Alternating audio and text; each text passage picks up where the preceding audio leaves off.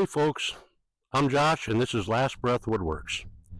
In today's video we're going to be doing something a little different. I'd actually call it unique. We're not using firewood. In fact, we're not even using hardwood. What we are using is this. Just a plain old run-of-the-mill pine 2x4. Now what we're doing is a project for a 2x4 challenge in a woodworking group I'm in. And the rules are you can make anything you want out of one pine 2x4. You can stain it, paint it, add hardware, fasteners, whatever you need to do, but it has to be just one pine 2x4. So what I'm going to do is try a technique that I've never done before. I've always wanted to. It's generally used for making Christmas ornaments that are small. So I'm going to size it up a bit, change the design, and see where it takes me. Let's get at it.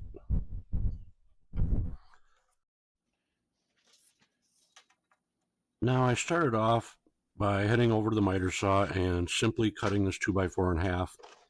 So I had two 4-foot pieces. And it was onto the table saw where I started by ripping off the contoured edge from each piece.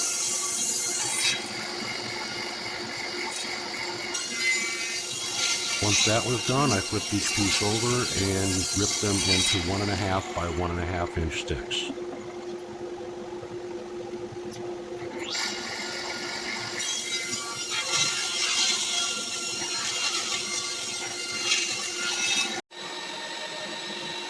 Now, in order for this process to work, all 4 of these pieces have to be smooth and perfectly square. So it was off to the planer and give them a couple passes through to make sure that happened.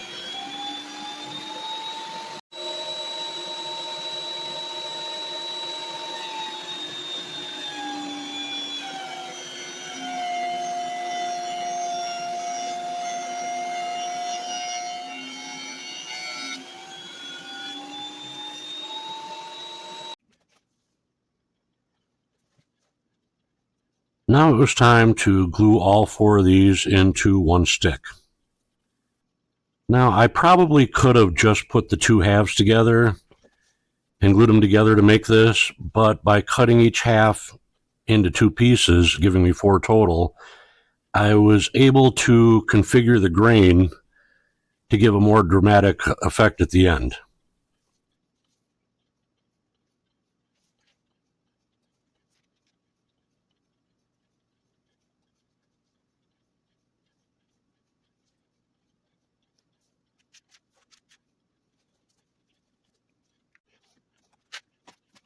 Now once these were all clamped, I wiped off the excess glue and let them sit to dry overnight.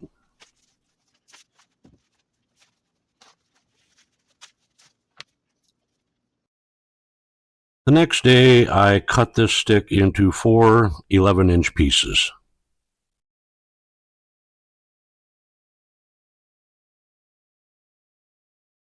Now that little piece at the end had a bit of snipe in it, but don't worry. We're saving that for later. We're going to use it.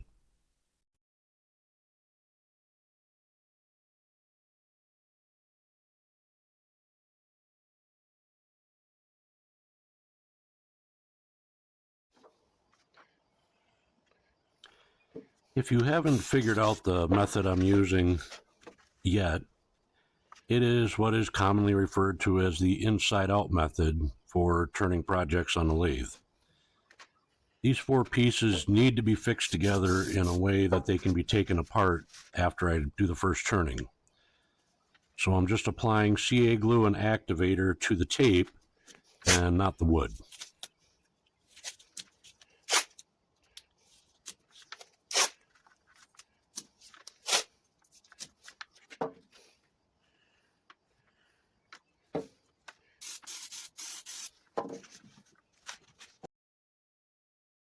Once I had my block made, I wrapped a couple extra bands of tape around the ends just to give it a little more strength so I knew it wouldn't come flying apart when I started turning it.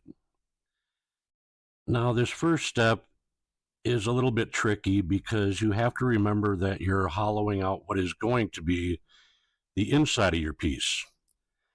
And everything that you do here affects the shape of the outside once you turn it around. Once I had the depth I wanted, it was time to start shaping it a little bit, giving it a bit of a curve.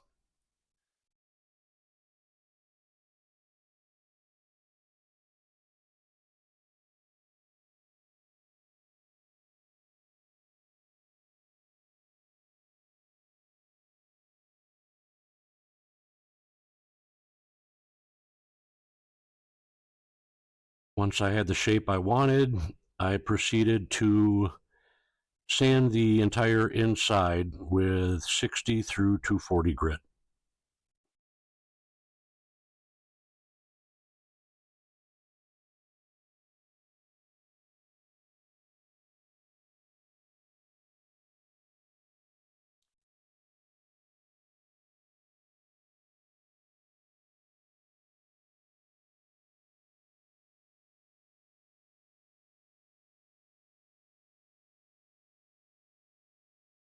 Now that I had everything sanded down, what I'm doing here is applying a nice heavy coat of sanding sealer to what I had cut, being careful not to get any on the outside edges because those will be glued together later.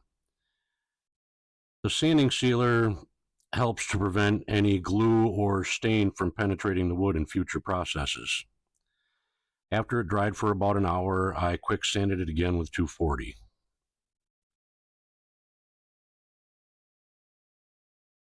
Now it was time to take this apart and glue it together in the opposite direction. You can see how easy the tape and CA glue made to disassemble this.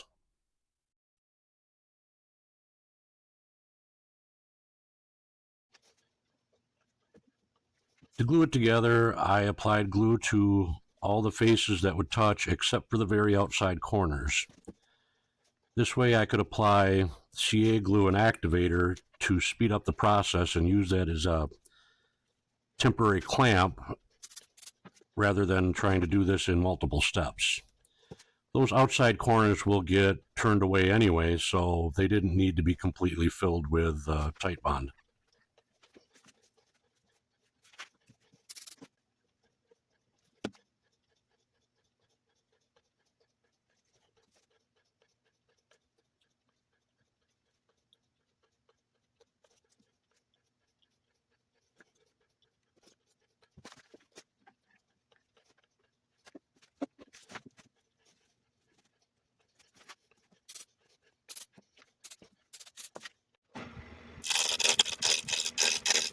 After the glue had dried overnight, it was back on the lathe between live centers, and it was time to start shaping the outside and bringing this piece to life.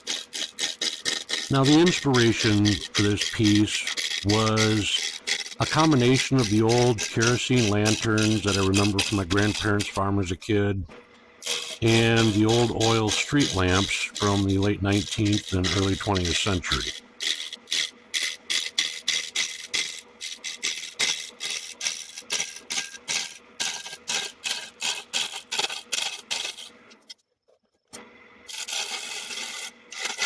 Now here I'm just cutting a tenon on the bottom so that I can flip this around and put it in a chuck.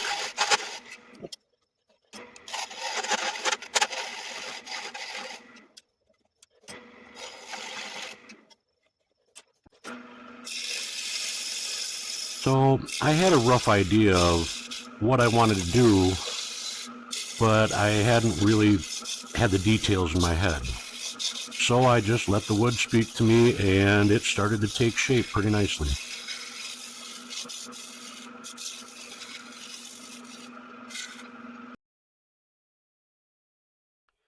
Once I had the shape where I wanted and finished sanding the outside, it was time to bore a hole for the light to be installed later.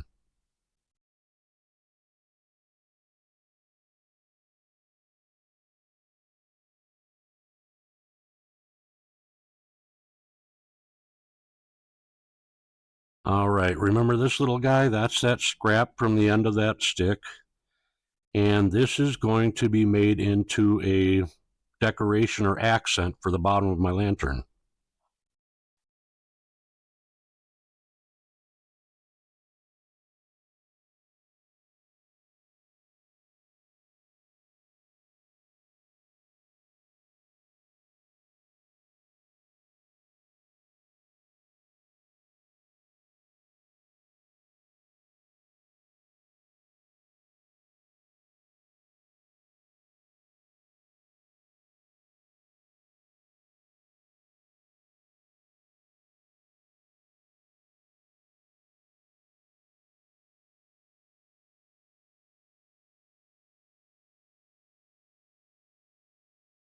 Once I had it round, it was time to start shaping it and then drill another hole to mount it to the rest of the lantern.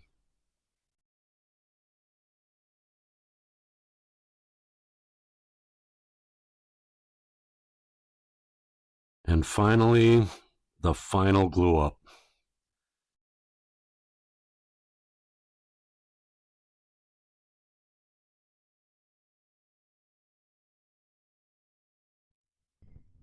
All right, folks, looks like we've got just a short window between a couple passes of thunderstorms here, so I figured I'd bring them outside and let you see the finished product.